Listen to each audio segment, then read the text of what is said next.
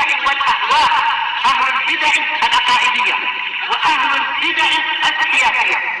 نقول بيننا وبينكم السلف، بيننا وبينكم الكتب، كان فيقول البدع بيننا وبينكم.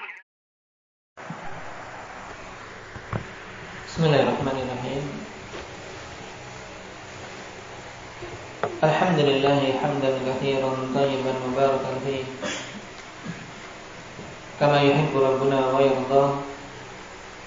Asyhadu an la ilaha illallah wahdahu la syarika lah wa asyhadu anna Muhammadan 'abduhu wa rasuluh sallallahu alaihi wa ala alihi wa ashabihi wa man tabi'ahum bi ihsanin ila yaumiddin. Amma ba'd.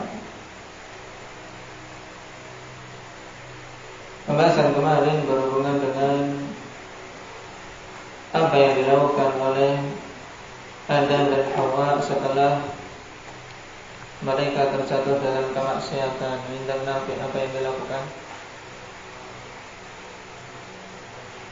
Bertaubat kepada Allah Subhanahu wa ta'ala. Bagaimana kalimat taubat yang mereka baca?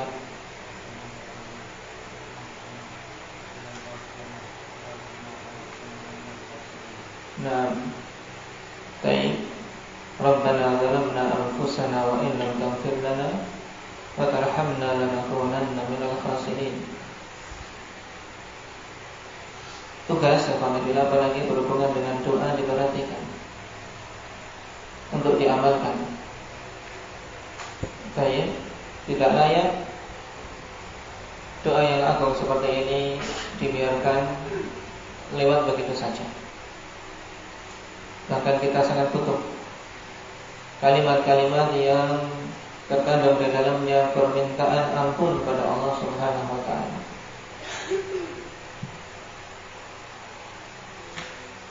Sekarang kita masuk pada poin berikutnya. Limadza ghadiballahu ala iblis wa la'anahu wa akhrajahu minal jannah? Kenapa Allah Subhanahu wa ta'ala murka terhadap iblis dan melaknatnya? Yang dimaksud dengan laknat adalah dijauhkannya iblis dari rahmat Allah Subhanahu wa ta'ala. Nah, Allah laknat iblis maksudnya dijauhkan dari rahmat. Dan sungguh siapa saja yang jauh dari rahmat Allah Subhanahu wa ta'ala,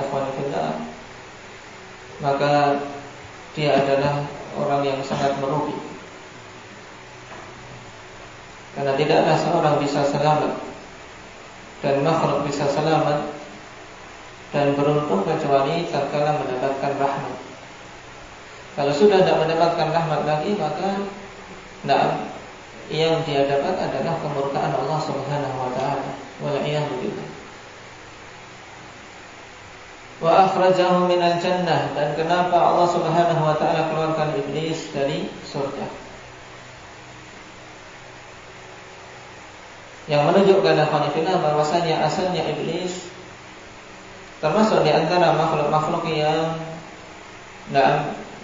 mendapatkan nikmat di surga Allah Subhanahu wa ta'ala sebelum dia terusir dikarenakan pembangkangan yang dia lakukan. Nah, apa sebabnya sampai iblis mendapatkan kemurkaan dari Allah Subhanahu wa ta'ala dan laknat serta dikeluarkan dari surga? Jawabnya, li'annahu abas sujuda li Adam. Dikarenakan dia enggan untuk sujud kepada Adam, membangkang perintah Allah Subhanahu wa ta'ala,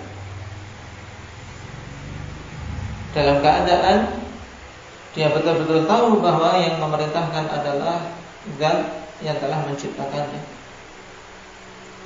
Wadalilu qauluhu ta'ala wa idh qulna lil malaikati isjudu li Adama fasajadu illa iblis aba wastakbara wa kana minal kafirin.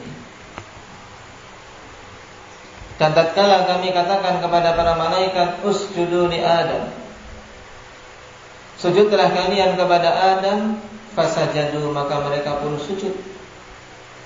Para malaikat sujud karena mereka adalah makhluk-makhluk yang tidak pernah bermaksiat. Dan sujudnya para malaikat kepada Adam ikhwanifillah bukan beribadah kepada Adam, tapi sebagai bentuk peribadatan kepada Allah Subhanahu wa taala yang telah memerintahkan untuk sujud. Nah, karena Allah Subhanahu wa taala memerintahkannya. Illa iblis, kecuali iblis. Telah kita lewati dalam pembahasan yang lalu bahwasanya pengecualian ini tidak berarti bahwasanya iblis masuk dalam deretan para malaikat. Akan tapi iblis ada saat itu, ketika Allah Subhanahu wa taala memerintahkan kepada para malaikat. Dan ada di sana juga iblis yang dia dari golongan apa? Hudzaifah. Golongan jin, bukan golongan para malaikat. Tapi iblis enggan. Wastakbara, dan menyombongkan diri, wa kana minal kafirin, dan jadilah dia termasuk deretan makhluk-makhluk yang kafir.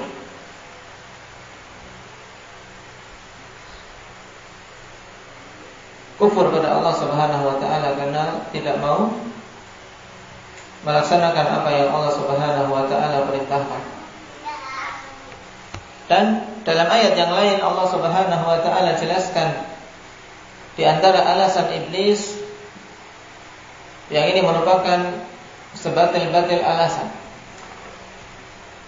yang menunjukkan kesombongan dia kepada Allah. Nah,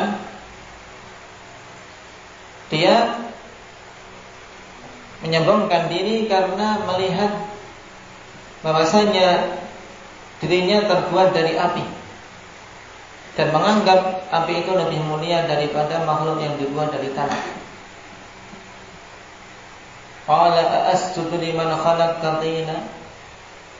Apakah aku harus sujud kepada makhluk yang telah Engkau ciptakan dari tanah?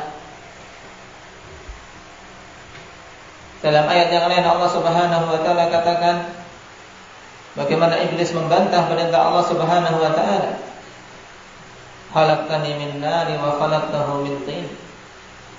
Engkau telah menciptakan aku dari api dan menciptakan dia dari tanah. Kenapa aku harus sujud kepada Adam yang diciptakan dari tanah? Menurut dia dan pemahaman dia bahwasanya api lebih mulia dari tanah. Makanya para ulama rahimahumullah taala, di antaranya Ibnu Qayyim rahimahullah, menegaskan bahwasanya makhluk yang pertama kali menggunakan kias yang batil ya iblis itu. Dia menggunakan kias yang batil. Nah, mengkias yaitu bahwasanya api itu lebih mulia daripada tanah. Maka hasilnya aku tidak pantas sujud kepada makhluk yang terbuat dari tanah.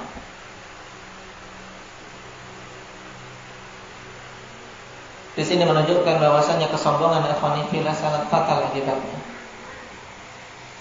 Karena dengan sebab kesombongan seorang tertutup dari menerima kebenaran. Iblis tahu Allah yang memerintahkan langsung untuk dia sujud. Tapi enggan karena sombong. Dan Rasul sallallahu alaihi wasallam telah menjelaskan kepada kita hakikat sombong ya sebagaimana, yaitu batarul haq wa ghamtun nas. Dia menolak kebenaran. Dia tolak kebenaran padahal Allah Subhanahu wa taala yang memerintahkan dia tolak. Kemudian wa ghamtun nas, dan merendahkan manusia, merendahkan makhluk yang lain. Demikian pula iblis. Dia merendahkan Adam karena menganggap Adam terbuat dari tanah.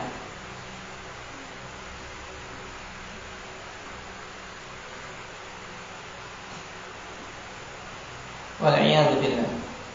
Maka hati-hati jangan sampai seseorang terkena penyakit sebagaimana yang telah menimpa iblis ini. Di antara korban pertama yang karenanya dia sengsara sampai waktu yang tidak ada batasnya, sengsara dengan kesengsaraan yang abadi. Korban pertama dari kesombongan ya iblis ini. Padahal awalnya dia mulia di surga sana, tapi karena kesombongan, menjadi apa? Makhluk yang hina. Makhluk yang hina. Allah Subhanahu wa taala tetapkan menjadi penghuni neraka Jahannam abadi. Wal'iyadu billah.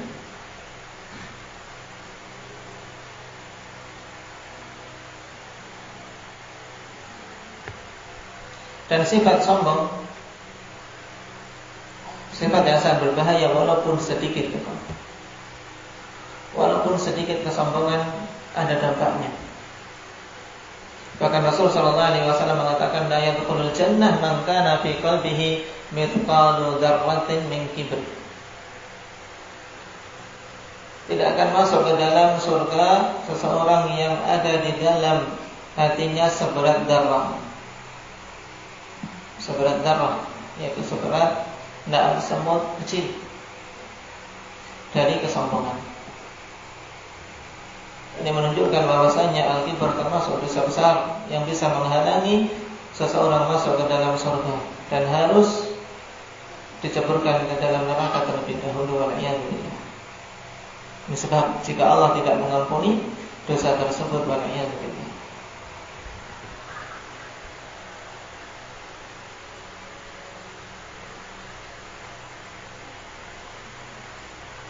Dan selain kesombongan, di antara sebab kehinaan iblis ikhwanifillah adalah karena dia hasad. Dan memiliki penyakit hasad. Hasad terhadap Adam. Kenapa kok Adam dimuliakan? Nah, kenapa Adam dimuliakan dari makhluk-makhluk yang lain sehingga dia harus sujud kepadanya? Nah, maka dia enggan untuk sujud terhadap Adam wal'iyadzubillah. Jadi dari sini kita ambil pelajaran bahwasanya sekedar pengetahuan ikhwanillah tidak mesti seorang bisa tunduk. Nah, iblis punya ilmu. Dari sisi ini yaitu apa?